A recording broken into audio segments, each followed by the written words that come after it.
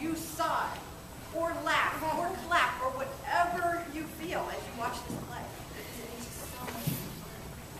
So please participate with us, and we hope you enjoy it. And let the show begin. Bravo! Bravo! Wow. Excellent.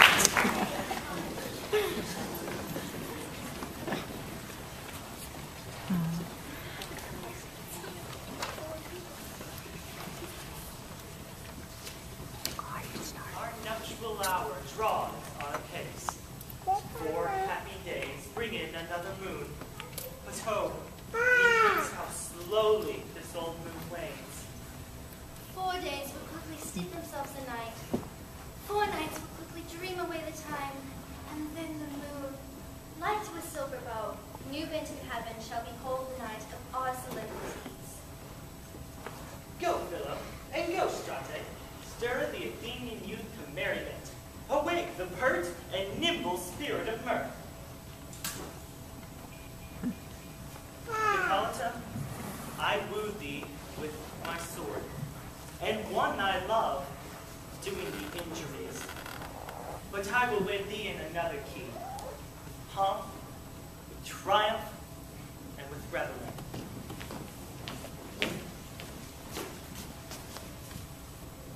Habibi, Theseus, our renowned Duke. Thanks, good Aegeus. What's the news with thee? Full of vexation, come I with complaint against my child, my daughter, Hermia. Stand forth, Demetrius. My noble lord, this man hath my consent to marry her. Stand forth, Lysander, and my gracious Duke. This man hath bewitched the bosom of my child. Thou, Lysander, thou hast given her rhymes, and interchanged love tokens with my child. With cunning hast thou filched my daughter's heart, and turned her obedience, which is due me, to stubborn harshness. And, most gracious Duke, be it so, she will not hear, before your grace consent to marry with Demetrius. I beg the ancient privilege of Athens, as she is mine, I may dispose of her, which shall be either to this gentleman, or to her death, according to our law, immediately provided in that case. What say you, fair Hermia? Be advised, fair maid. To you, your father should be as a god. Demetrius is a worthy gentleman. So is Lysander. In himself he is, but in this kind, wanting your father's voice, the other must be held the worthier. I would my father looked, but with my eyes. Rather, your eyes must with his judgment look. I do entreat your grace to pardon me. I know not by what power I am made bold, nor how it may concern my modesty in such a presence here to plead my thoughts. But I beseech your grace that I may know the worst that may befall me in this case, should I refuse to wed Demetrius. Either to die the death, or to abjure forever the society of men. Therefore, fair Hermia, question your desires, whether, if ye yield not to your father's voice, you can endure the livery of a nun. So will I grow, so live, so die, my lord. Take time to pause, and by the next new moon, the sealing day betwixt my love and me, for everlasting bond of fellowship. Upon that day, either prepare to die for disobedience to your father's will, or to wed Demetrius as he would, or on Diana's altar to protest for austerity and single life. Lament, sweet Hermia, and Lysander, yield thy praised title to my certain right. You have her father's love, Demetrius. Let me have Hermia's. Do you marry him? Scornful Lysander! True, he hath my love, and what is mine? My love shall render him, and she is mine, and all my right of her I do estate unto Demetrius. I am, my lord, as well derived as he, as well possessed. My love is more than his. My fortunes are in every way as fairly marked, if not with advantage, as Demetrius's. And, which is more than all these boasts can be, I am beloved of beauteous Hermia. Why should I not then prosecute my right? Demetrius, all avouched to his head, has won the heart of Meter's daughter, Helena. And she, sweet lady, dotes, devoutly dotes in idolatry upon this spotted and inconstant man. I must admit that I have heard so much, and with Demetrius thought to have spoke thereof. But being overfull of self-affairs, my mind did lose it. But Demetrius, come, and come, Aegeus, you shall go with me. I have some private schoolings for you both. For you, fair Hermia, look you arm yourself to fit your fancies to your father's will, or else the law of Athens deals you up to death or to a vow of single life. Come, Hippolyta, what cheer, my love? Demetrius and Aegeus, go along. I must implore you in some business. With duty and desire, we follow.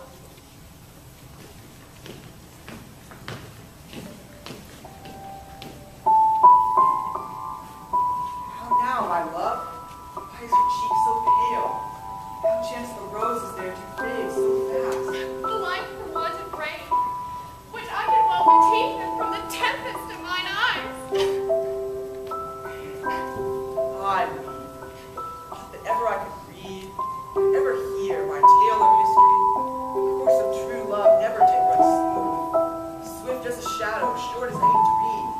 And ere a man hath the power to say, behold, the jaws of darkness do devour it up. So quick, bright things come to confusion.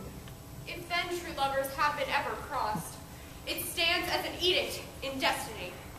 Then let us teach our trial patience, because it is customary cross, as due to love as thoughts and dreams and sighs. A good persuasion. Therefore hear me, Hermia. I have a widow aunt, a dowager of great revenue, and she hath no child.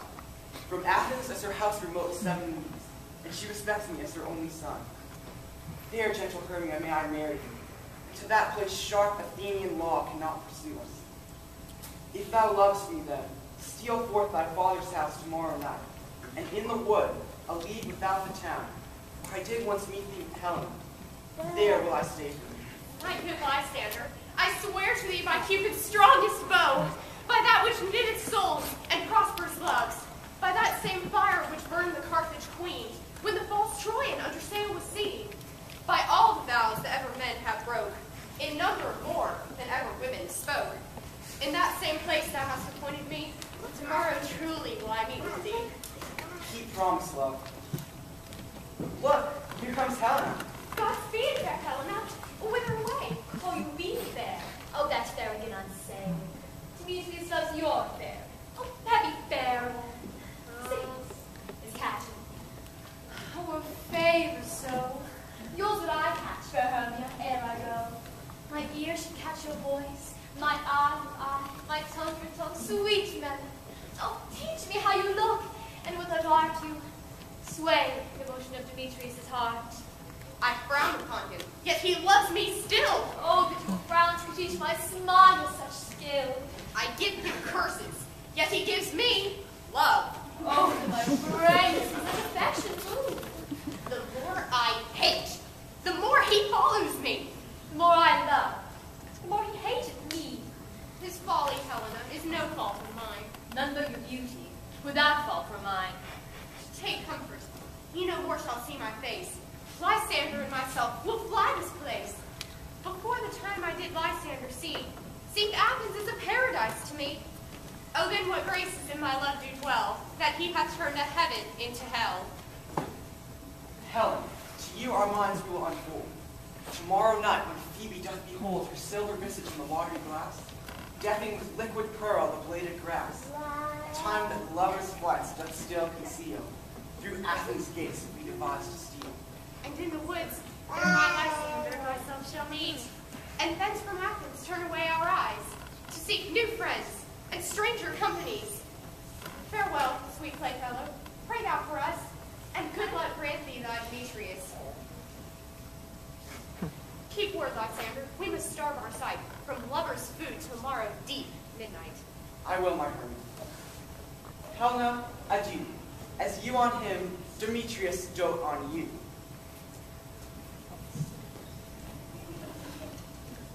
How happy some, or other some, can be. Throughout Athens I thought as fair as she. But what of that? Demetrius thinks not so. He will not know what all that he do know. And as he knows, doting on Hermia's eyes, so I, admiring of his qualities, beloved not with the eyes, but with the mind, and therefore was winged Cupid painted blind, and therefore is love said to be a child, for on choice he is so oft beguiled. For as Demetrius looked on Hermia's eye, he hailed on oaths that he was only mine. When that hail some heat from Hermia felt, so he dissolved, so the oaths did melt.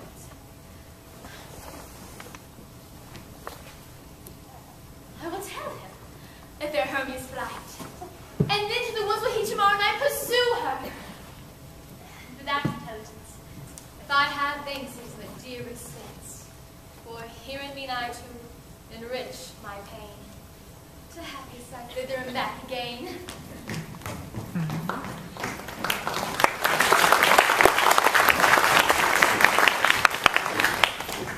Is all our company here? You were best to call them generally, man by man, according to the script. Here is the scroll of every man's name who is thought fit through all Athens to play in our interlude before the Duke and the Duchess on his wedding day at night. First, good Peter Quince, say what the play keeps on. Then read the names of the actors, and so grow to a point. Mary, our play is the most lamentable comedy and most cruel death of Pyramus and Thisbe. A very good piece of work, I assure you, and Mary. Now, good Peter Quince, call forth your actors, by the scroll. Masters, spread yourselves. Answer as I call you. Nick Bottom the Weaver. Ready, name what part I am for, and proceed. Nick Bottom, you are set down for Pyramus. What is Pyramus? A lover or a tyrant? It is a lover that kills himself most gallantly for love. That will last into tears in the true performing of it. If I do it, let the audience look to their eyes. I will move storms. I will condole in some measure, though my chief humor is for a tyrant.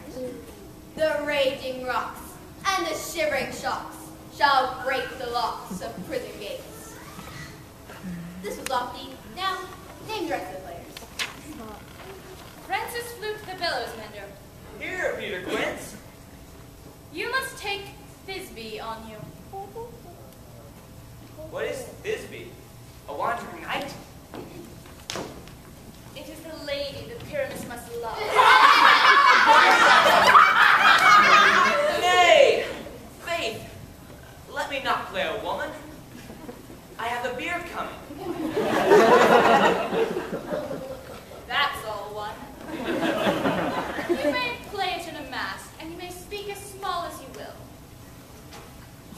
Then I may hide my face. Let me play Disney too. I'll speak in a monstrous little voice. Disney, Disney. Oh, Pyramus, my lover dear, lady dear. No. You must play Pyramus, and you flute Thisbe. Robin Starveling the tailor. Here, Peter Quince. You must take Thisbe's mother. Tom Snout the tinker. Here, Peter Quince. You, Pyramus's father. Myself, Thisbe's father. Snug the joiner. You, the lion's part. And here, I hope, is a play fitted. Have you the lion's part written? Pray you, if it be, give it me. For I am slow of step. But you may do it all extempore, for it is nothing but roaring. Let me play lion too. I will roar. You'll do any man's heart good to hear me. And the Duke will say, let him roar again. Let him roar again. But you should do it too terribly. You should fright the Duchess and the ladies, and they would shriek, and that were enough to hang us all. And that would hang us every mother's son. But I will aggravate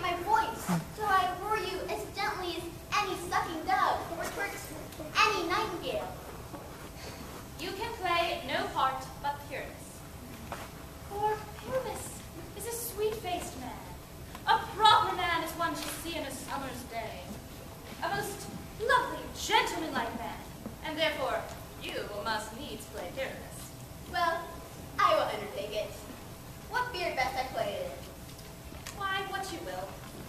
I will discharge it in either the straw-colored beard, the orange tawny beard, the purple and gray beard, or the French crown beard, the perfect yellow.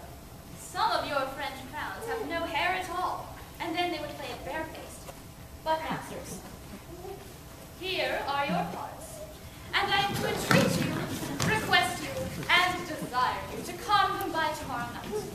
Then, meet me in the palace wood, a mile without the town, by moonlight, and there we will rehearse. For, if we were to meet in the city, we should be dogged with company and our devices known. I pray you, fail me not. We will meet where we may rehearse more obscenely and more courageously. Take pains, be perfect. Adieu. At the Duke's Oak we meet. Enough. Hold or cut bowstrings.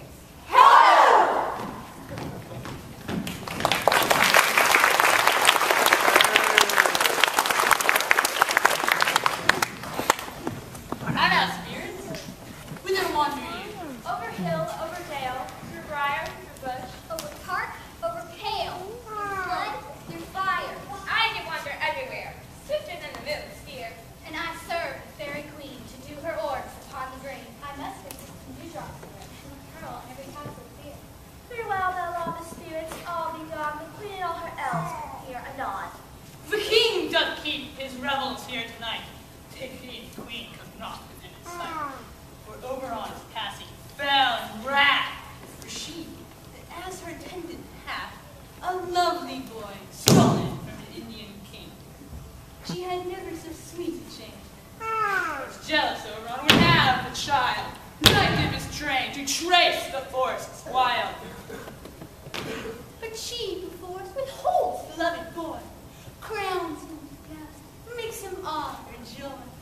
Now they never meet in grove nor green, by fountain clear, or spangled scarlet sheen. But they do square to all their elms for fear. Greek, to acorn, cut, and hide themselves there. Either I mistake your shape and make him quiet, or else you're that shrewd and knavish sprite. Called Robin Goodfellow, are you not he that fronts the maidens in the villagery? And sometimes make the drink to bear their barn. The sleek night wanderers, laughing at their hearts. Those hobgoblins call you and sweet Puck. You do their work and they shall have good luck. Are you not he? Fairies, thou speakest aright. I am that merry wanderer of the night. I jest to Oberon, make him smile. Room fairies, here comes Oberon. And my mistress, where that he was on.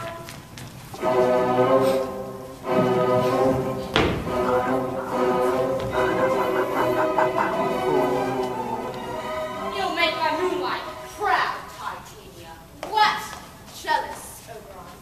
Fairy skippings. Tarry rash. Wanting, am not I thy lord? Why should Titania cross her Oberon? I do beg a little changeling boy to be my patron. Set your heart at rest. The fairy man spies not the child. His mother was a votaress of my order, and in the spiced Indian air by night, full often hath she gossiped by my side, and sat with me on Neptune's yellow sand. But she, being mortal, of that boy did die. And for her sake I do rear up her boy. And for her sake I will not part with her. How long within this wedding can you stay? Perchance till after Theseus' wedding day, if you will patiently dance in our realm, and see our moonlight revel, go with us. If not, shun me, and I will spare your haunts. Give me that boy, and I will go with thee. Not for thy fairy kingdom. Fairies away, to chide no right thy longer stay. Well, go thy way, thou shalt not from this grove till I challenge thee for this injury. Mind you, come here. Fetch me that flower, the herb I showed you once. The juice of it on sleeping eyelids laid, when man or woman madly doted on the next live creature that it sees. Fetch me this herb, and be thou here again ere the love bite. Put a girdle round the earth in 40 minutes. Having once this juice, I'll watch Titania drop the liquor beating her eyes. The next thing that she waking looks upon, she shall pursue with a soul of love. And dare I take this charm off her sight, as I can do with another herb, she'll render up her page to me. But who comes here? I am invisible. Over here there are compliments.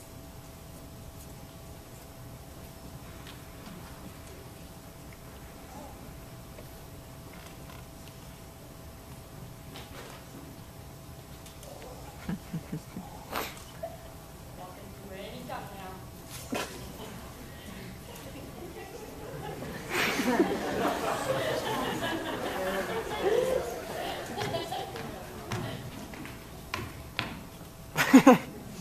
Hast thou the flower there? Welcome, wonder. Aye, there it is. I pray thee, give it to me. I know a bank where on wild time blows, where oxen and nodding violet grows. Quite over canopy with luscious with vine, with sweet musk roses, and with eglantine. There sleeps Titania sometime of the night. I love thee not, therefore pursue me not! Oh, where is Lysander and fair Hermia? The one I fled, the other slain. Thou toldst me they were stolen into this wood, and here am I, and wood within this wood, because I cannot meet my Hermia. Hence, get thee gone and follow me no more. You draw, you hot-hearted adamant, but yet you draw not iron from my heart. It is true as steel. Need your power to draw, and that you have no power to follow you. Do I entice you? Do I speak you fair? Or rather, do I not? In plainest truth tell you that I do not, nor cannot love you. And even for that, I love you the more. Let me, lose me. Worthless I am. I've got to follow you. Tempt not too much the hatred of my spirit, for I am sick when I do look on you. I'm sick, but I look not on you. You do impeach your modesty too much to leave the city and commit yourself into the hands of one who loves you not. Your virtue is my privilege. Not that this would lack worlds of company, for you are my respect to all the worlds. And how could we spend time alone when all the worlds here to look on me? I'll run from thee and hide the breaks, and leave thee to the mercy of the wild beasts. The wilds have not such a heart as you. Fly, Demetrius. Oh, follow me, and make a hand with hand, to die upon the hand of one I love so well. Ere you do leave this grove, thou shalt fly. You shall seek thy love. As I was saying, I know a bank where on wild time flows, where oxen and nodding violet grows, quite over canopy with luscious with vine, with sweet musk roses and eglantine. There sleeps Titania some time of the night, lulled in these flowers with dancing delight. And there the snake is her nails, weed white enough to bury. And with the juice of this I'll streak her eyes, make her full of hateful fantasies. But take thou some of it, and see through this grove. A sweet Athenian lady is in love, with a disdain for youth. Anoint his eyes, next thing his spies. Lady, thou shalt know the man by the Athenian garments. Fear not, my lord, your servant shall.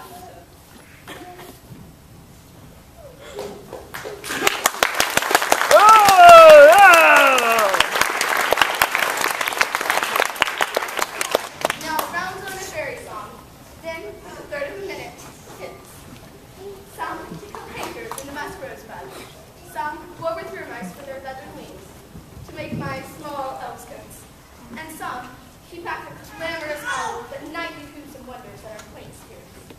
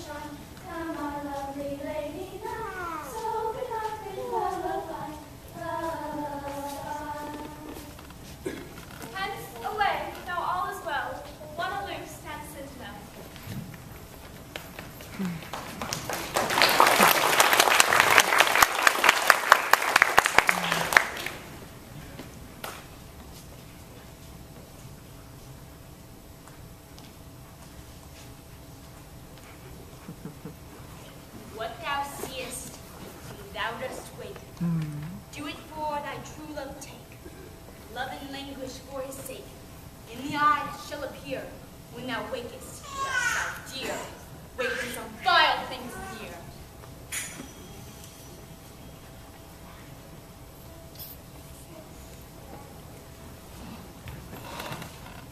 Fair love, you faint with wandering in the wood. And to speak you troth, I have forgot our way. We'll rest us here, if you think it good, and tarry for the comfort of the day. Be it so, Lysander. Find you out of bed, for I upon this bank shall rest mine head. One turf shall serve as pillow for us both. Nay, good Lysander, for my sake, my dear, lie further off. Do not lie so near. Oh, take the sense, sweet, of my innocence. Love takes its meeting in love's conference. I mean that my heart unto yours is knit, so that but one heart can make me. Then by your side, no bedroom be denied.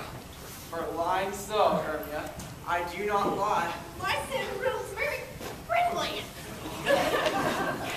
Now much be true my manners and my pride, if Hermia meant to say Lysander lied.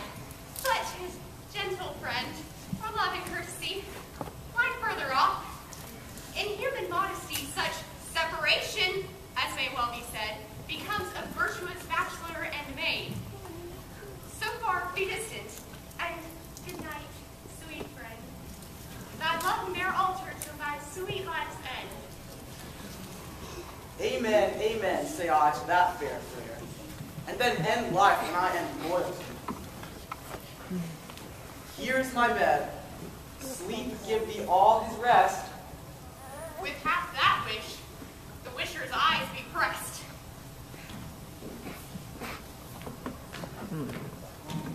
Through the forest have I gone, and Athenian found I none, on whose eyes might prove this flower's force and stirring love. Night in silence! Who is here? Beads of Athens he doth wear. This is he, my master said, spies the Athenian maid. And here, the maiden, sleeping sound on the dank and dirty ground. Pretty soul, durst not lie near this black love's kill courtesy. Jewel upon my eyes I throw, all the power this charm doth owe. When thou wakest, let love forbid. Sleep is seated on thy eyelid. Now wake when I am gone, for I must down to Oberon.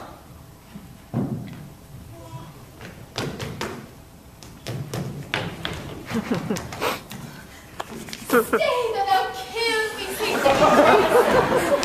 I charge thee hence, and do not haunt me thus. Will thou darkly leave me? Not so. Stay on thy peril. I alone will go. I am out of breath in this fun chase.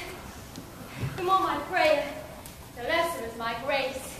Happy is Hermia, wheresoever she lies, for she hath blessed and attractive eyes. How came her eyes to be so bright? Not the salt tears. If so, my eyes were often washed hers.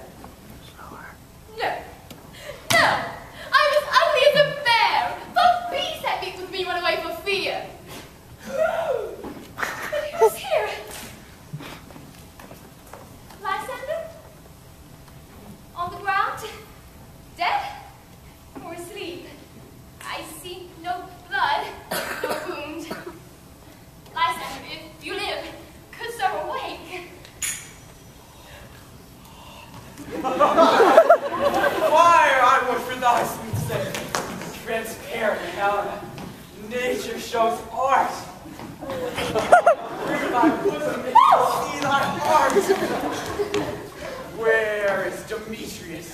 Oh, how fit a word is that vile name to perish on my sword. Do not say so, Lysander. Oh, say not so. What? Though he love your Hermia? Oh, what though?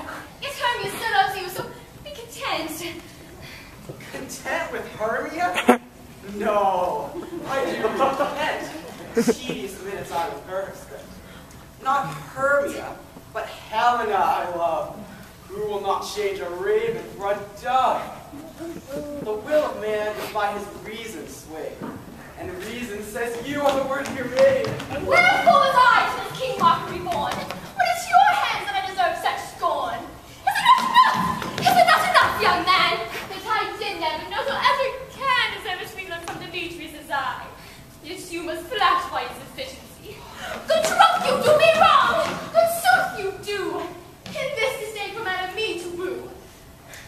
Perforce, I must confess, I thought you order more true gentleness. But fair than oh, that a lady of one man refused, should of another therefore be abused.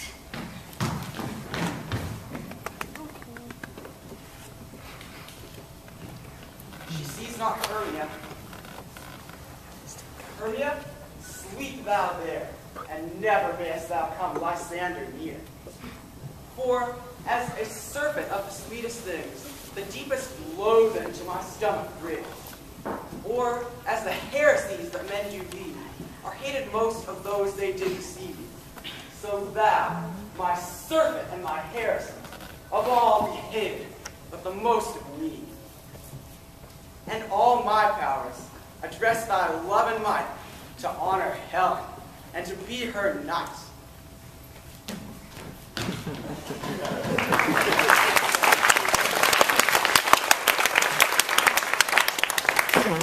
Help me, Lysander! Help me! I need for pity. What a dream was here! Lysander, look how I am quake with fear. Lysander? Lord? What? Removed? Lysander? What? Out of hearing? Gone? No sound? No word? No. Well, then I well perceive you are not nigh. Either death or you I'll find immediately.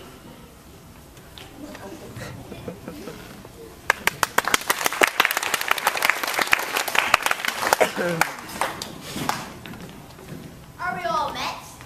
Pass. And here's a far less convenient place for our rehearsal. This green plot shall be our stage. This hawthorn ring our tiring house. And we shall do it in action as we will do it before the Duke. Pyramids, what sayest thou, Bully Bottom? There are things in this comedy of Pyramus and Thisbe that will never please. First, Pyramus must draw sword to kill himself, which the ladies cannot abide. How answer you that? Fire lacking a harlot's fear. I believe we must sleep the killing out when all is done. Not a whit. I have a device. We will write a prologue, and in the prologue it will say, we do no harm with our swords. And this will put them out of fear. Well, we shall have such a prologue, and it shall be written in 8 and 6. No, bigot, 2 more. Let it be written in 8 and 8. But will the ladies be in fear with the dragon? I fear it. I promise you. Masters, you ought to consider to bring in, God shield us, a lion among ladies. It is the most dreadful thing, for there is not a more fearful wild fowl than our lion living. We ought to look into it. Therefore, another prologue must say he is not a lion. Nay, he himself must speak, saying thus, we would entreat you not to fear, and there let him name his name, and tell us plainly that he is Snug the Joiner. Well, it shall be so. But there is 2 hard things. That is to bring moonlight into the chamber. For Pyramus and Thisbe, you know, did meet by moonlight. That the moon shall not glare of light. A calendar! Look in the almanac! Find out moonshine! Find out moonshine! Yes, it that night. Why then, we may leave the casement of the great chamber window where we play open, and we may let the moon shine in through the casement. Or else, one must come in with a bush of thorns and a lanthorn, and say that he doth come to disfigure, or present, the person of moonshine. But there is another thing. We must have a wall in the great chamber. For Pyramus and Thisbe, says the story, did talk through the chink of the wall. You can never bring in a wall. What say you, Barb? Some man or other must present the wall, and he shall have some plaster about him to signify that he is the wall. And he shall hold his fingers thus, and shall be the cranny that Pyramus and Thisbe whisper. If that may be, then all is well. Come, sit down and rehearse your parts every mother's son. Pyramus, you begin.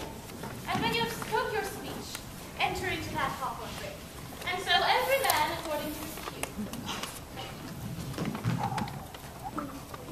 What have been homespun since we swaggering here? It's only the cradle of our very play, George! I'll be an auditor, an actor too, perhaps, if I see cause. Speak, Pyramus. Thisbe stands for. Your flowers have odious savor sweet. Odorous, odorous. Odors, savor sweet. So hath thy breath, my dearest Thisbe dear. But hark, a voice. Stay here a while, and by and by I will appear to thee. A stranger, Pyramus, there, play here. Must I speak now? Aye, marry, must you? For you see, Pyramus is gone with to hear a voice that he has heard, and will come again. Most radiant Pyramus, most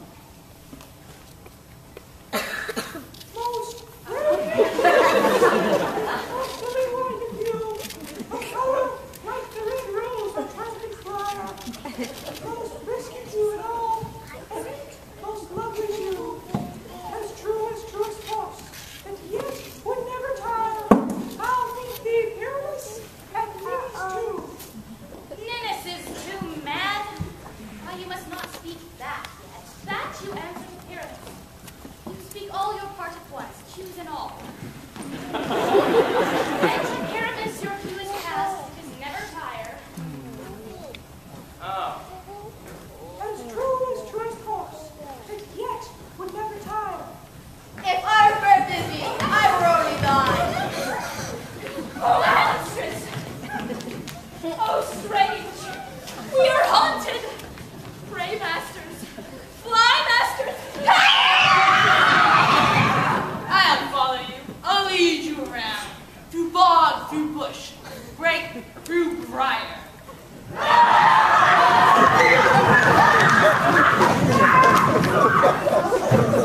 Sometimes a horse I'll be, sometimes a hound, a hog, a headless bear, sometimes a fire.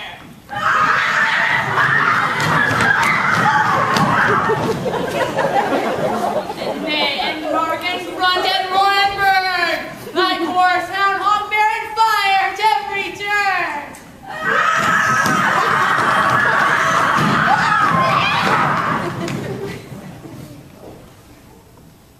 What knavery is this?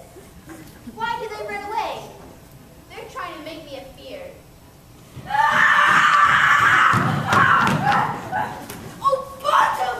The village just fought! What do I see on thee? What do you see? An ass of your own, do you?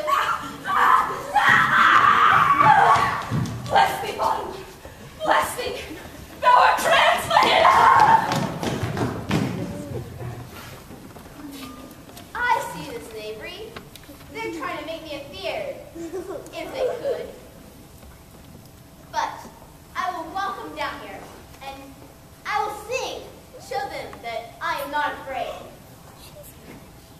Ounce so cock so black of hue, also with a note so true, ran with little Will.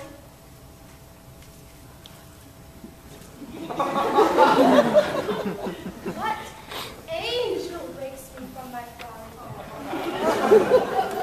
I pray thee, gentle mortal, sing again. Mine ear is much enamored of thy note, so is mine eye enthralled to thy shape, and thy fair virtue's force. Her force doth move me, on the first view, to say, to swear, I love thee. Methinks, mistress, that thou hast little reason for that, though, to say the truth, love and reason keep little company together nowadays. Nay, I can blink upon occasion. Thou art as wise as thou art beautiful. Not so neither, for if I had enough wit to get out of this wood, I'd have enough to serve my own purpose. Out of this wood do not desire to go. Thou shalt remain here where thou wilt go. I am the spirit of no common rate. The summer still doth tend upon my soul. And I do love thee.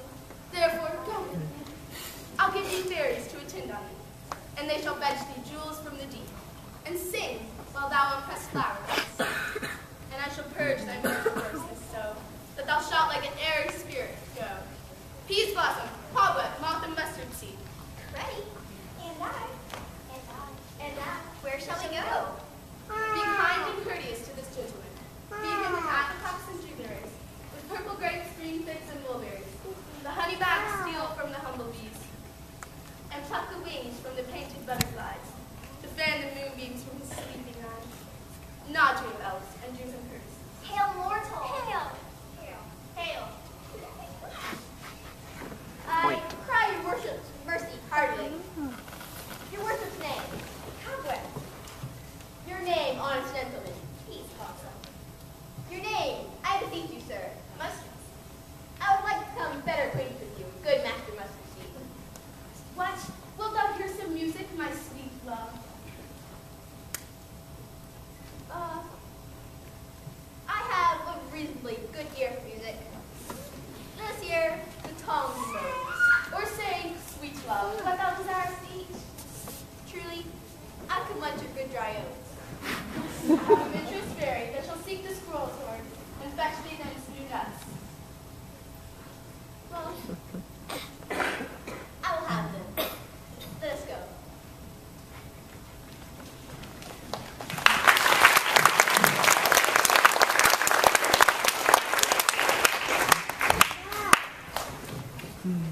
I wonder if Titania be awake. Then what it was that next came in her eyes. But she must dote on an extremity. Ah, here comes my messenger. How now, my spirit?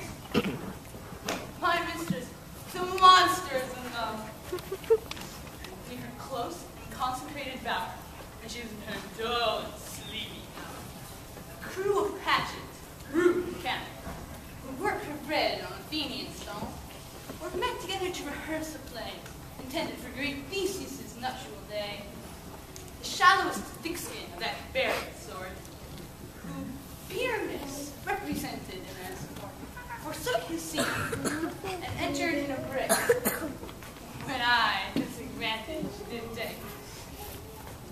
An ass now I have fixed on its head. Anon his busy must be answered, and forth my mimic come.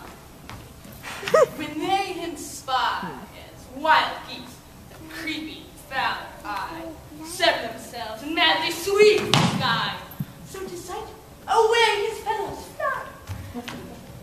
I led them on in this distracted fear, and left sweet Pyramus translated there. When so came to pass, Titania waked and straightway loved and asked. Aha! This spells out better than I could have devised. But tell me, hast thou latched the Athenian's eyes with the love juice as I bid thee do? I took him sleeping. That is finished too.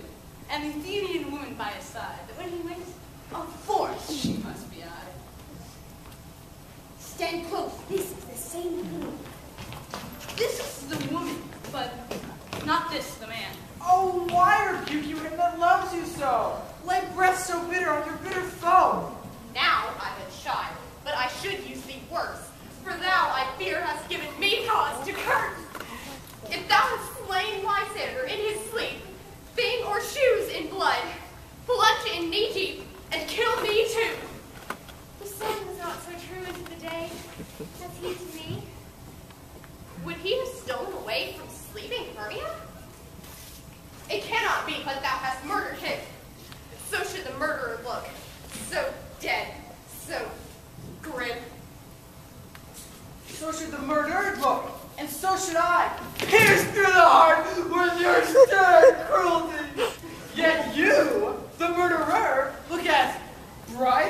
clear as yonder Venus in her glittering sphere. What's this to my Lysander? Where is he? Oh, good Demetrius. Wilt thou give him me? I would rather give his carcass to my hound. Out dog, out cur, thou drivest me past the bounds of maiden's patience. Dost thou slay him then? Henceforth be never numbered among men. At once tell true, even for my sake. Spend your passion on a misprized mood. I am not guilty of Lysander's blood, nor is he better for us than I. I pray thee, tell me then that he is well. And if I could, what should I get there for? A privilege. Never to see me more, and from thy hated presence part I so. See me no more, were he be dead or no. There is no following her in this fierce thing. Here, therefore, for a while will I remain.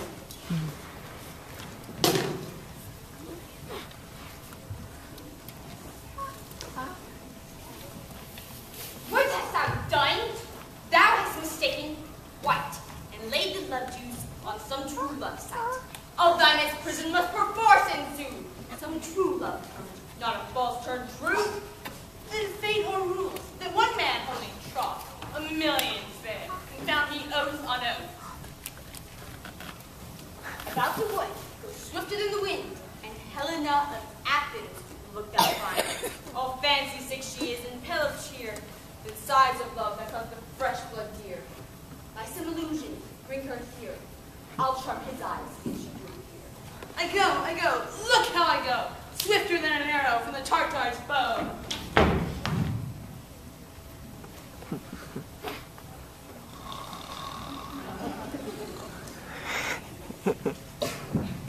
Flower of his purple dye, hatred Cupid's archery, sinking apple of his eye, when his love doth spy.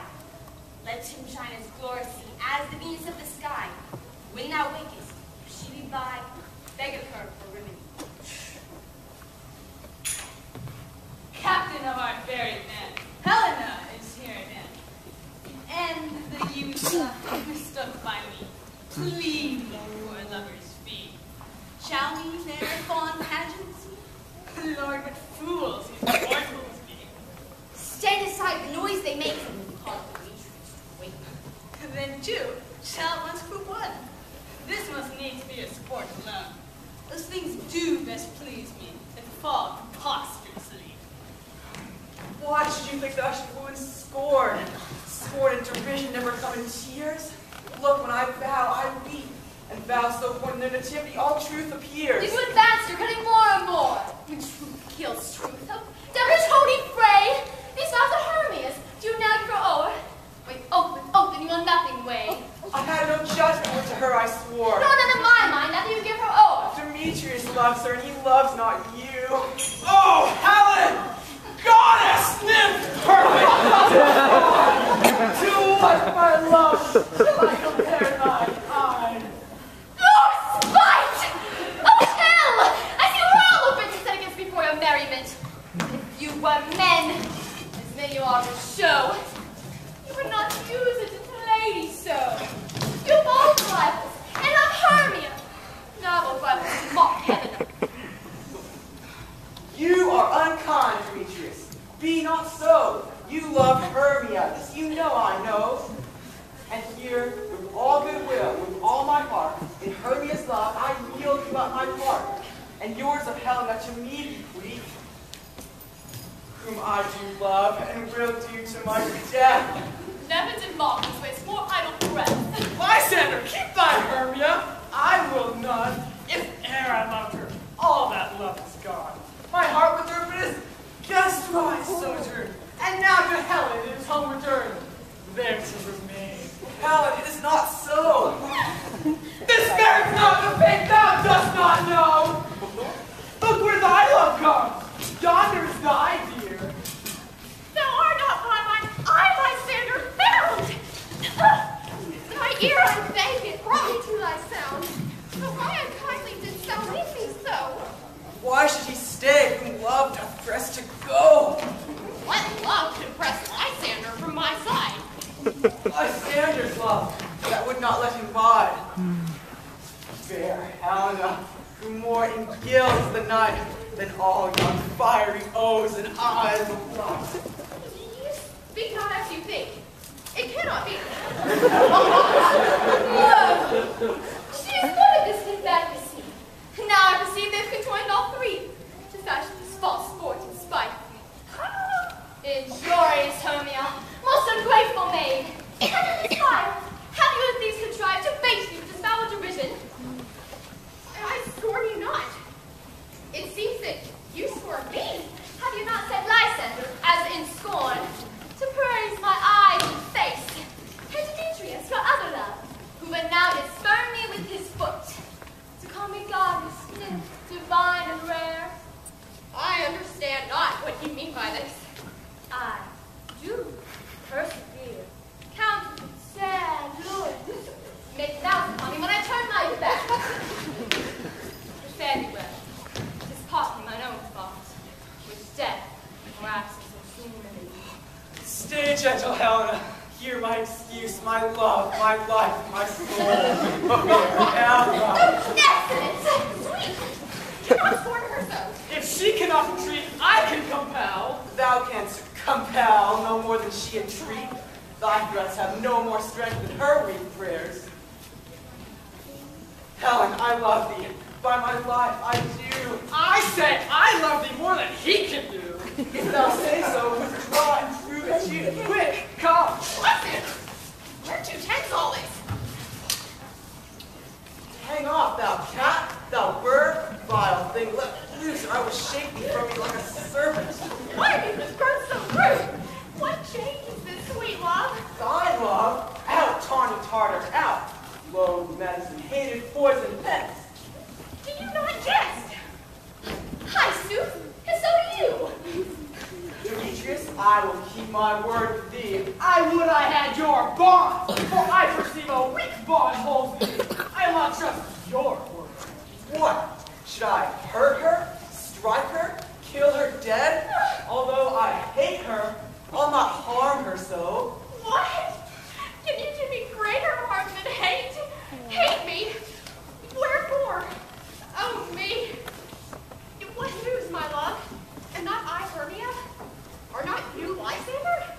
Why then you left me? Oh, the gods forbid. In earnest, shall I say?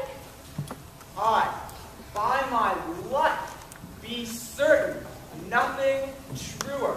'Tis no jest that I do hate thee and love Helena.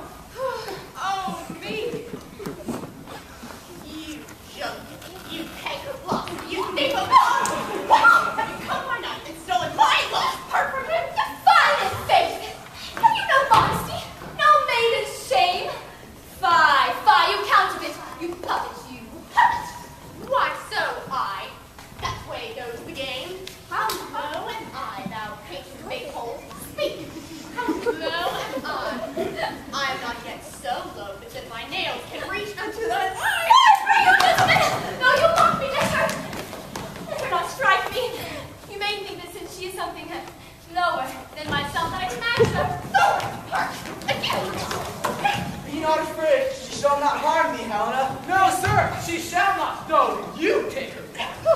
When she's angry, she is keen and shrewd. She was a vixen when we went to school, and though she be but little, she is fierce. Little again! Nothing but flirt and little! Why do you suffer her to clout me thus? Let me come to her! Get you gone, you dwarf. Men, you not rest me. You bead, you acorn. You are too officious in her behalf that scorns your services. Let her alone. Speak not of Helena. Now follow me, thou dearest. Try her to right, for thine or mine is most in hell. Follow. Nay, I'll go with thee. Seek by Jove. You, mistress! All this coil is long of you! I will not trust you, I no longer stand your crushed company. Your hands and mine are quicker full of prey. My necks are longer though thrown away. I'm amazed.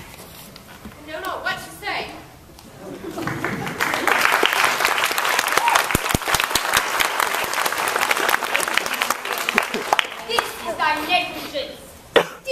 Steal thou mistakest, or else commit thy neighbor's will. Believe me, King of Shadows, I mistook. Did you not tell me I would know the man by the Athenian garments he had on? And so far, blameless proves my enterprise, for I have anointed an Athenian's eye. And so far I'm glad it did soar, for this jangling I need a sport. Thou seest these lovers in place of fight. Hide after woman, overcast the night.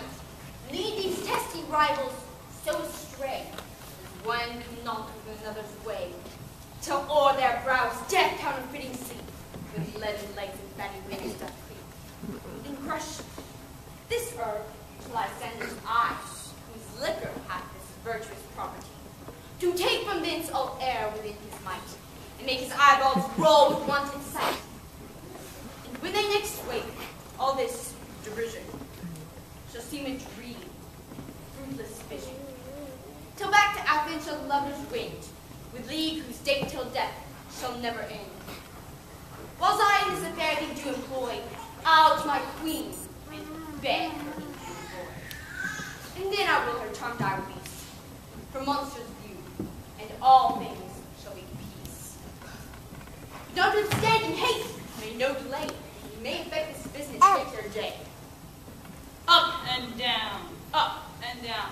I will lead them up and down. I have feared in field and town. God then lead them up and down. Here comes one.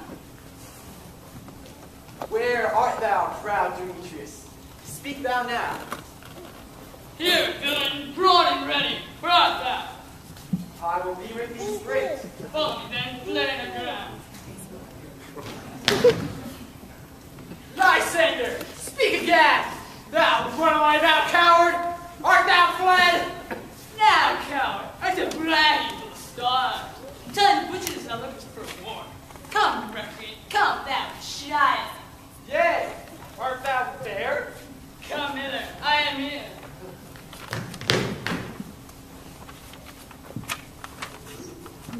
He goes before me and still dares me on.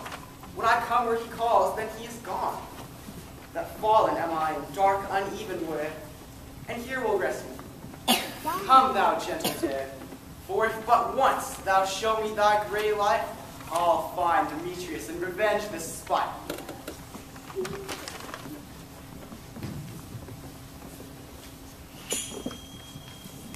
Oh, coward, why comest thou not? Abide me if thou darest, for while I walk thou runs before me, shifting every place, and darest not stand, nor look me in the face. Where art thou now?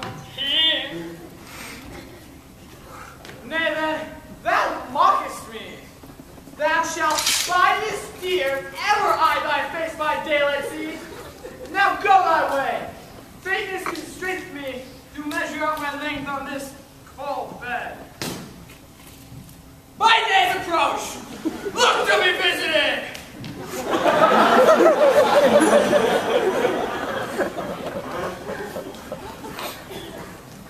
Oh, weep night. Oh, long tedious night. Abate thine hours. Shine down, comforts from the east, that I may back to Athens by daylight, and these are my poor comforting text. And sleep, which sometimes shuts up sorrow's eye, steal me a while from my own company. If but three, come one more. Two of both kinds make four. Here she comes, cursed and sad. Cupid is a knavish lad. Must make poor females mad. Never so weary, never so in woe, bedabbled with dew and torn with briars. I can no further crawl, no further go. My legs can keep no pace with my desires. Here will I rest me till the break of day. Heavens, shield Lysander, if they meet a fray. on the ground, sleep sound. I'll apply to your eye, gentle lover remedy. When thou wake, thou take it, true the like in the sight of thy former lady's eye. Country proverb no, that every man should take his own, and in waking shall be known. Jack shall have Jill, naught shall go ill, and all shall be well.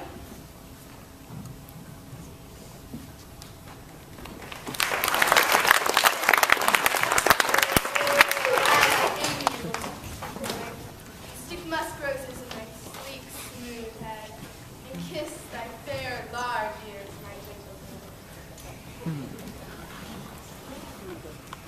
Where is Peas Blossom? Ready? Scratch my head. Where is Monsieur Cobweb? Ready? Monsieur Cobweb, good Monsieur, get all your weapons and kill me a red-tipped humblebee, and bring me the honey bag. Where is Mustard Seed? Ready? What is your hook? Nothing. But oh, Peas Blossom, scratch my head. I am such a tender ass that if my hair even tickled, I must scratch. But I pray you, let none of your people spare me, for I have an exposition of sleep coming upon me. Fairies, be gone, and be always away. Sleep thou, and I will wind thee in my arms. Oh, how I love you, how I dote on you.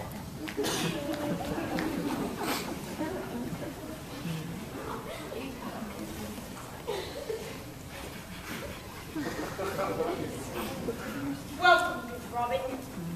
Seest thou this sweet sight? Her dotage I do now begin to pity.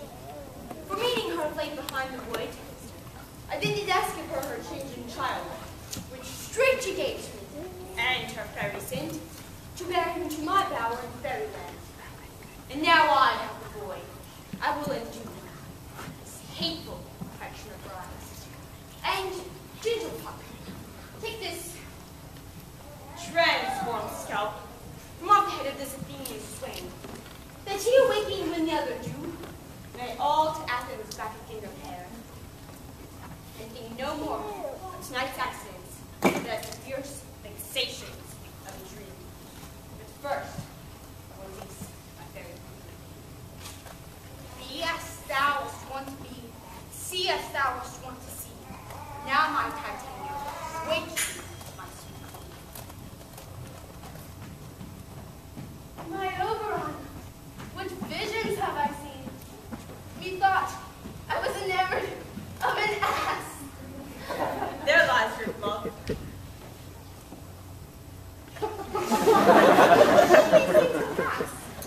Oh, my eyes do both his visions now. Silence a while. Robin, take off his head. Titanian music call, and strike more dead. And come and seek of all these five sins. Music, oh music, such as charming. When thou wakest, plant fool's eyes peep. Come, my queen, take hands with me, and rock the ground on the summer's night. Now I and I, doing everything. Tomorrow we have coffee, dancing, and house.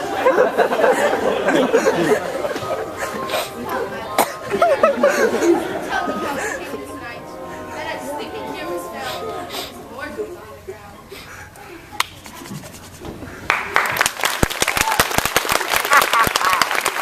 Oh, good. Oh, I'm good. I'm good. Go, one of you. Find out the force, for now our observation is performed. My love shall hear the music of my hounds. We will, therefore, up to the mountain's top, and mark the musical confusion of hounds and echoing conjunction. I was with Hercules and Cadmus once, when in the woods of Crete they bade the bear with hounds of Sparta. Never heard so musical a discord, such sweet thunder. My hounds are bred out of the Spartan kind, so fluid, so sanded, and their heads are hung with ears that sweep away the morning dew. A cry more tunable was never hollered to, nor cheered with horns. Judge what you hear. But soft, what nymphs are these? My lord, this is my daughter here asleep.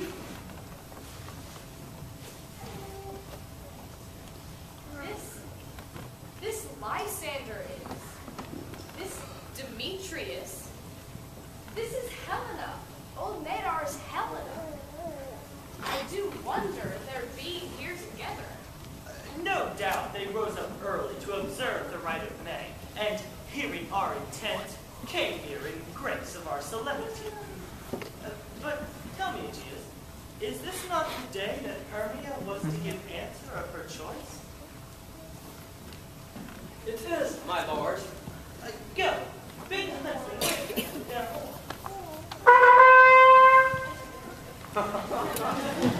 Good morning. Pardon, my lord. I pray you all, stand up. I know you two are rival enemies. How comes this gentle concord of the world, where hatred is so far from jealousy, to lie by hate, and fear no enmity? My lord, I shall reply amazingly, half sleep, half waking. But as I think, for truly what I speak, that I came with Hermia hither. Our intent was to be gone from Athens, where we might, without the peril of Athenian law. Enough! Enough! My lord, you have enough. I beg the law. The law upon his head. They would have stolen away, they would, Demetrius, thereby to have defeated you and me. You of your wife, and me of my consent. Of my consent that she should be your wife. Lord, fair Helen told me of their stealth, of this their purpose hither to this wood, and I in fury hither followed them. Fair Helen, in fancy following me. But my good lord, I know not by what power, but by some power it is, my love doth Hermia melted as doth the snow. And all the faith and virtue of my heart, the object and pleasure of mine eye, is only Helena. To her, my lord, I was betrothed ere I saw Hermia. But like in sickness, I did loathe this food. But as in health, do come to my natural taste. Now do I love it, wish it, long for it, and will forevermore be true. Fair lovers, you are fortunately dead. Of this discourse we more will hear anon. Aegeus, I'm overbearing your will. For in the temple of my request, these couples shall be eternally knit. And for the morning is now something worn, our purposed hunting will be set aside. Away to Athens with us, 3 and 3. We'll hold a feast in great solemnity. Come, Jonathan.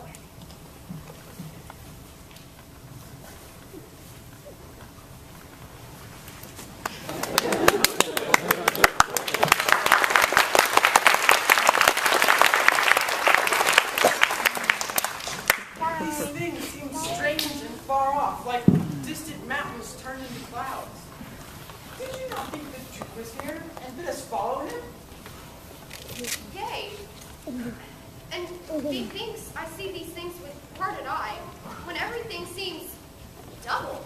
So methinks. And I found Demetrius like a jewel. Mine own, not mine own. And was not my father here to bid us follow him? And Monta. And he did bid us follow to the temple? Why then we are awake. Let's go, and by the way, let's count the days.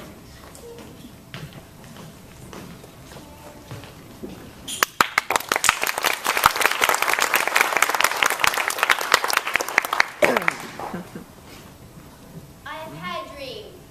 Past would a man say what it was. He thought I was.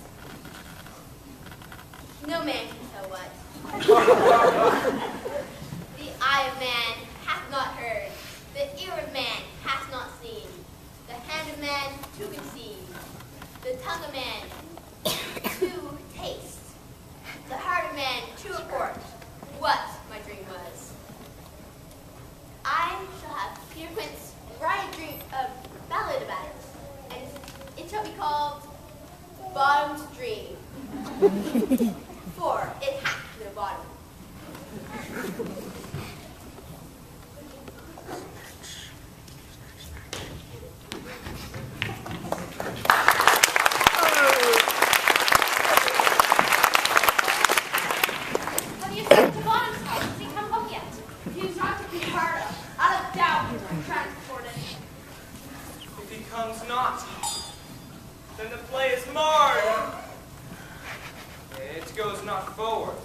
Does it?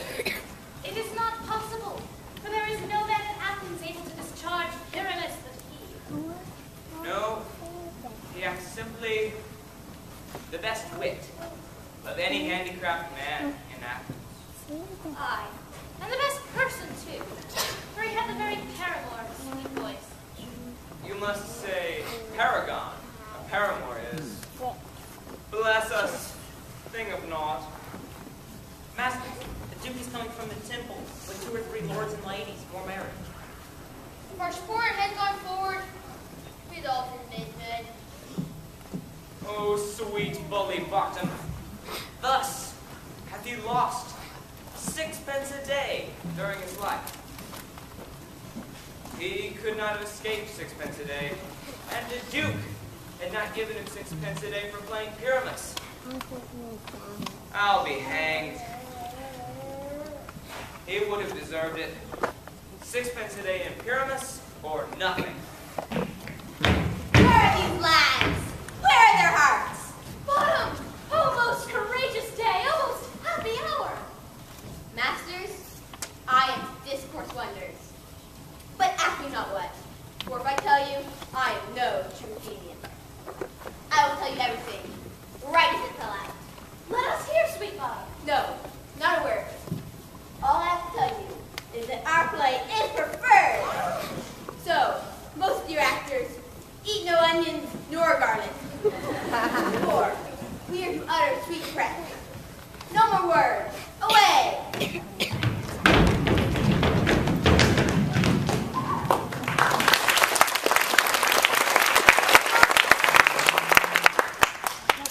is strange, my Theseus, that these lovers speak of. More strange than true. I never may believe these antique fables, nor these fairy tales. Lovers and madmen have such seething brains, such shaky fantasies that apprehend more than cool reason ever comprehends.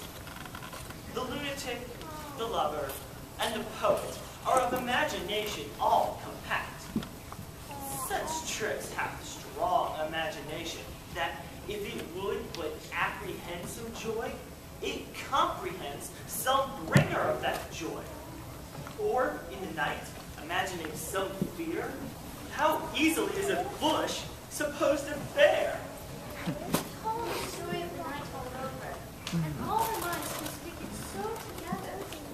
More witnesses to fancy's images, and close to something of a great constancy, however so, strange and admirable. Here come the lovers, full of joy and mirth.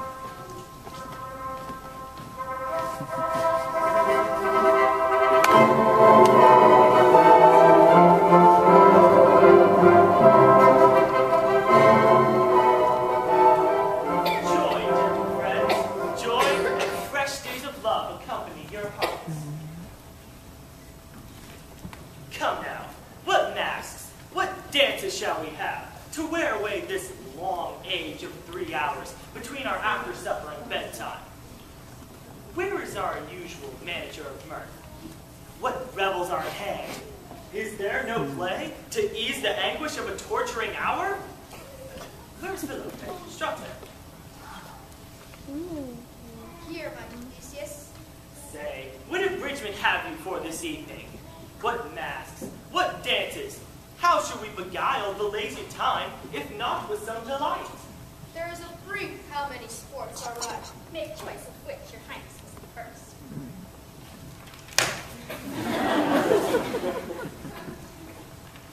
The battle with the centaurs, to be sung by an Athenian eunuch to the harp. We'll have none of that. That have I told my love, in glory of my kinsman, Hercules.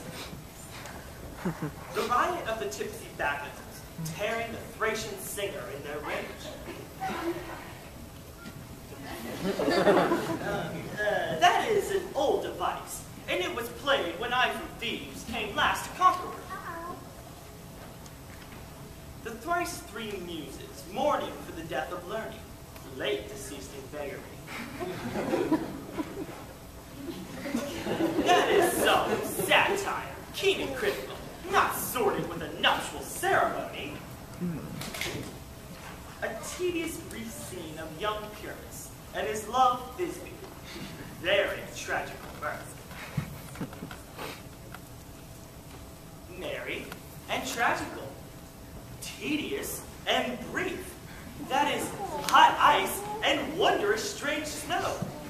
How shall we find the concord of this discord? A play there is, my lord, some 10 words long, which is as brief as I have known a play. But at 10 words, my lord, it is too long. Which makes it tedious, for in all the play there is not one word added, one player fitted. And tragical it is, my lord. For Pyrrhus kind of killed himself, which, when I saw rehearsed, I must confess, made my eyes water. But more merry tears, compassion of loud laughter, never shed. What are they that do play it? Hard-headed men, that work in Athens here, which never labored their minds till now. And now, toiled or undirected memories of the same play against your neck. And we will hear it. No, my noble lord, it is not for you. I have heard it over, and it is nothing, nothing in the world. Unless you can find sport in their intents, extremely stretched and con with cruel pain to do you service. I will hear that play, for never anything can be amiss when simpleness and duty tender it. Go, bring them in, and take your places. And must not see wretchedness or charged, and duty in their service parish. Why, gentle sweet, you shall see no such thing. Where I have come from, great clerks have purposed to greet me with premeditated welcome, where I have seen them shiver and look pale, make periods in the midst of sentences, and in conclusion dully have broke off, not paying me a welcome. Trust me, sweet, out of this silence yet I picked a welcome, and in the modesty of fearful duty, I read as much as from the rattling tongue of saucy and audacious eloquence. Love, therefore, and tongue-tied simplicity in least speak most to my capacity.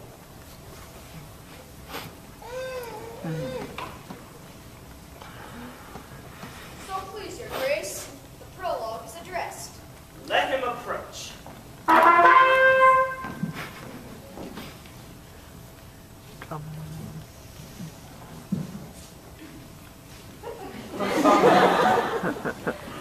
If we offend, it is with our goodwill. That you should think that we come not to offend, but with goodwill. To show our simple skill, that is the true beginning of our end. Consider then, we come but in respite. We do not come as minding to content you. Our true intent is all for your delight. We are not here that you should repent you. The actors are at hand, and by their show you shall know all that you are like to know.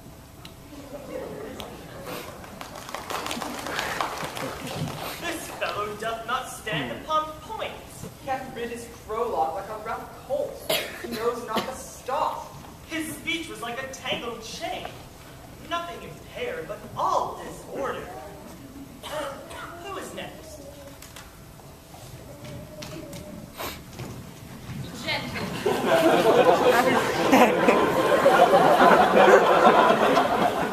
Perchance you wonder at this show. Much wonder on, till truth makes all things plain. This man is Pyrrhus, if you would know. This beauteous lady. This man, line and rough cast up present. Wall. That vile wall which did these lovers sunder. And through wall's chink, poor souls they were content to whisper, and for which let no man know. This man, with lanthorn, dog, and bush of thorn, presenteth moonshine, for if you would know. By moonshine did these lovers think no scorn, to meet at Nemesis' tomb, there to weep.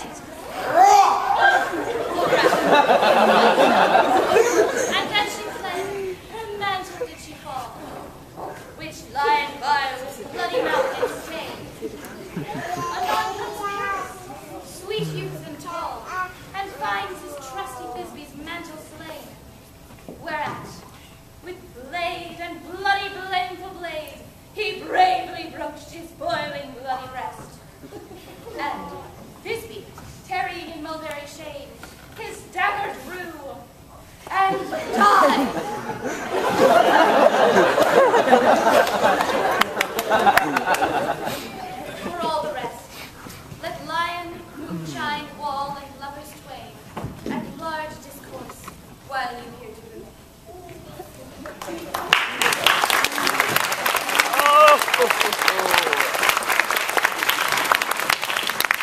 Lion need to speak. No wonder, my lord. One lion may what many asses do.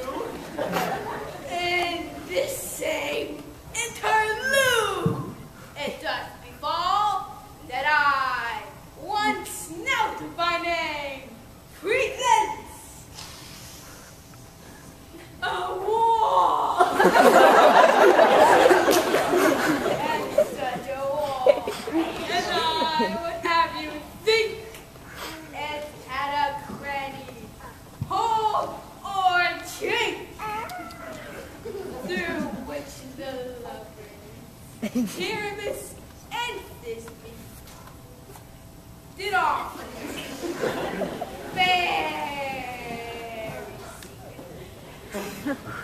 This low, this rough cast, this stone to show that I am that same wall. The truth is so. And this, the cranny, right and sinister, through which the lovers are to whisper. You desire lime and hair to speak better? It is the wittiest partition that ever I heard whisper. Here we strong near the wall. Silence.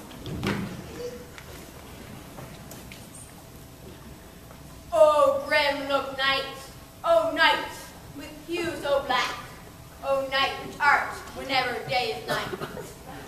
Oh night, alack, alack, alack. I fear my Theseus' promise is forgot. And thou, oh wall, oh sweet, oh lovely wall, that separates her father's ground from mine, and thou, oh wall, oh sweet, oh lovely wall, show me the tink to blink with mine eye.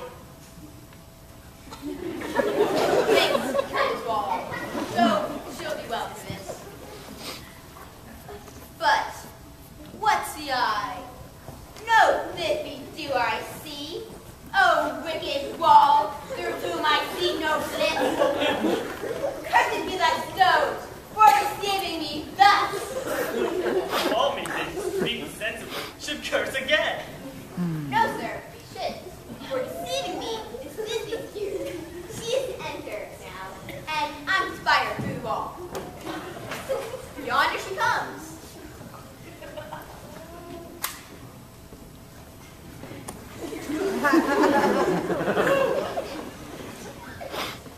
Oh, wall! Thou heard my moans, purporting my fair promise and me. My cherry lips, often kissed my stones.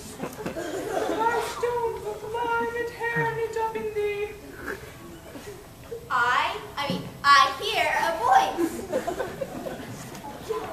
To take to spy, I can now hear Thisbe's face.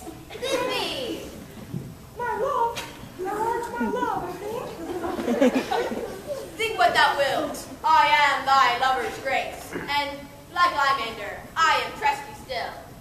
And I like Helen till the fates me kill. Oh, kiss me through the hole of this vile wall. I kiss the wall's hole.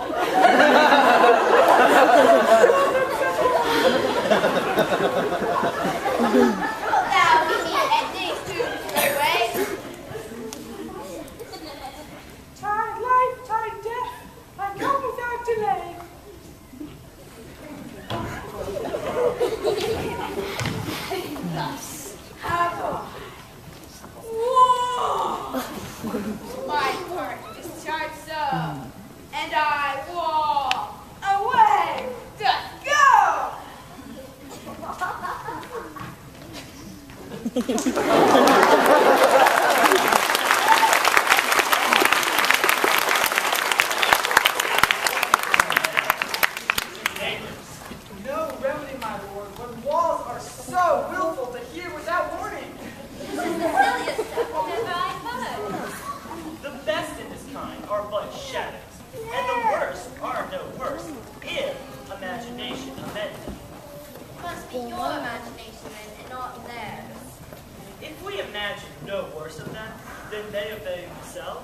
they may pass for excellent men. Here come two noble beasts, a man and a lion. You ladies, you simple hearts do fear, the smallest, monstrous mouse that creeps on floor, may now perchance both quake and tremble here, with lion rough and wildest rage doth roar, to know that I, once snug the joint, am a lion's fell, nor else no lion's dam. For if I should as lion come and strike into this place, 'twere pity on my life. A very gentle beast, and of a good conscience. Oh, the very best of beasts, my lord, that ever I saw. This lion is a very fox for his valor. True, and a goose for his discretion.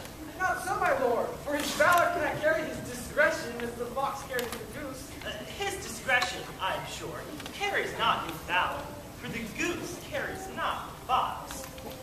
It is well. Leave it to his discretion, and let us listen to the moon. This lanthorn doth the horn moon present. He should have worn the horns on his head. He is no crescent, and his horns are invisible within the circumference. This lanthorn doth the horn moon present. I myself the man, and the moon do seem to be. This is the greatest error of all the rest. The man should have been in the lanthorn. How else is it the man in the moon? He dare not come near the candle. Already snuffed. I'm aweary of this moon, and would he would change. It appears by his small light of discretion that he is in the wane. But in modesty, in all duty, we must stay the time. Proceed, moon. All I have to tell you is that this lanthorn is the moon. I myself the man, in the moon. This thorn bush, my thorn bush, and this dog, my dog. Why, all these should be put into the lanthorn, for all these are in the moon. But silence, here comes Thisbe. Oh my God.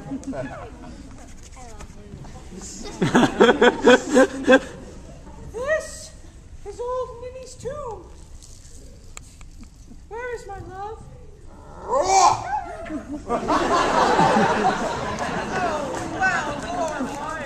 Well run, Thisbe! Truly the moon shines within its rays.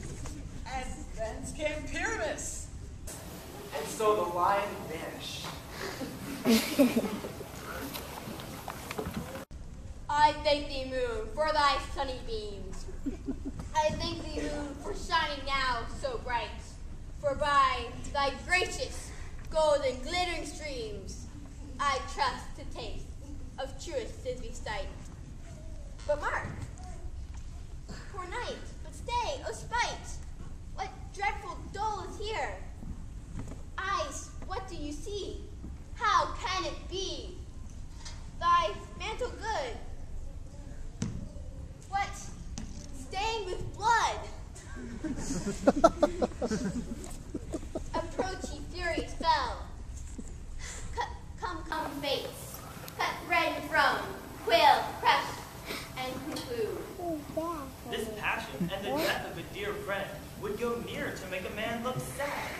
Shrew my heart, and I pity the man. Oh, wherefore, nature, this thy lion's frame? Since lion's here hath deflowered my dear, which is, which was, the dear stain that lived, that loved, that looked, that light with cheer. Out tears confound, out sword and rude. Thus I die. Thus.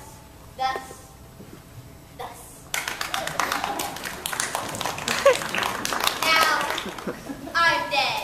Now I've fled. My soul is in the sky. Come, choose thy light. Moon, take thy flight. Now I die.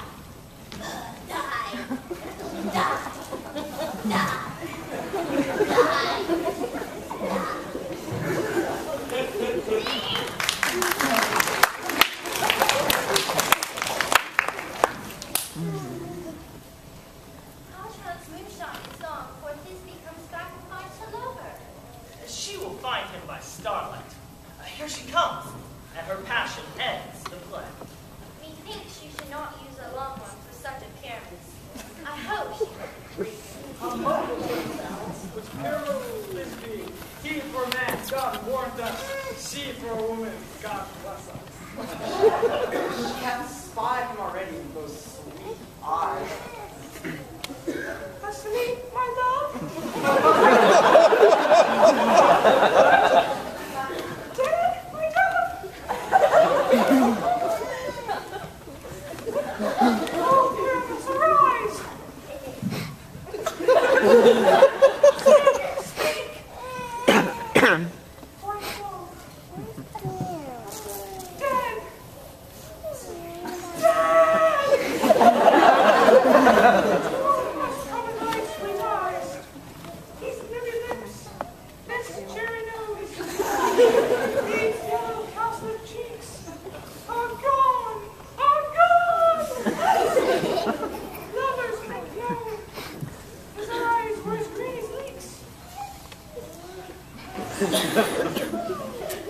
Oh, sisters three, come to me, with hands as pale as milk. Lay them in gore, and since you have shod with shears this burnt silk. Tongue, not a word. Come, trusty sword. I rest in you.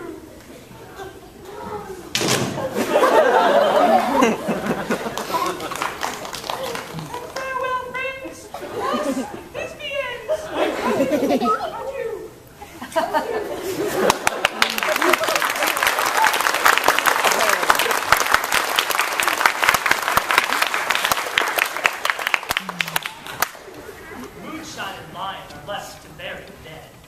Aye, and wall too. No, I assure you, the wall is down the part of the fathers. Would you like to see the epilogue or hear a burglass dance between two of our company? And no epilogue, I pray you, for your play needs no excuse. Never excuse. The iron tongue of midnight hath told 12. Lovers obey. 'Tis almost fairy time.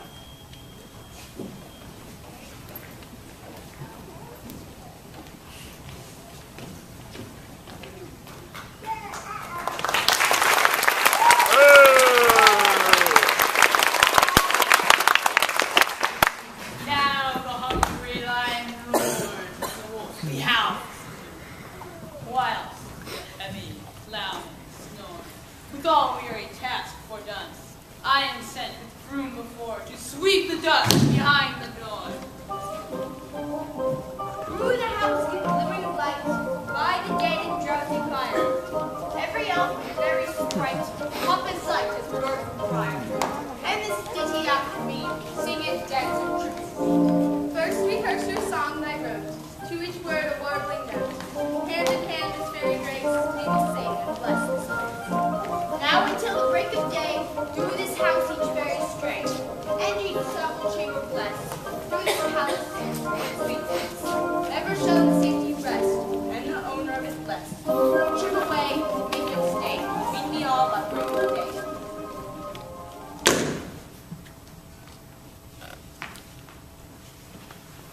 If we shadows have offended, think but this, and all is mended.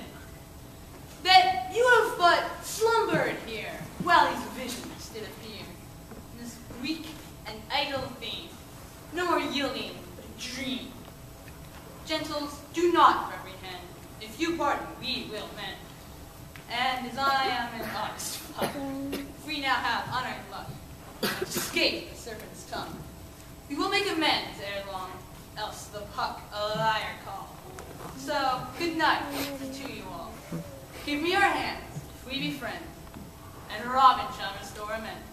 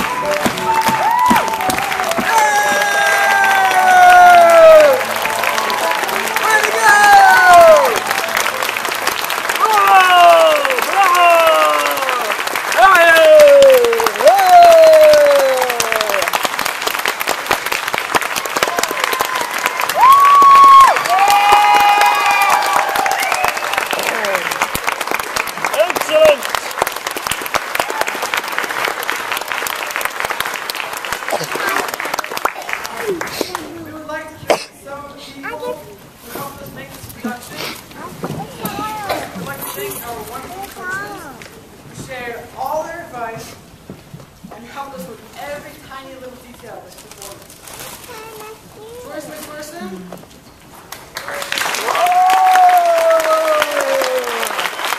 Excellent, excellent. There you go.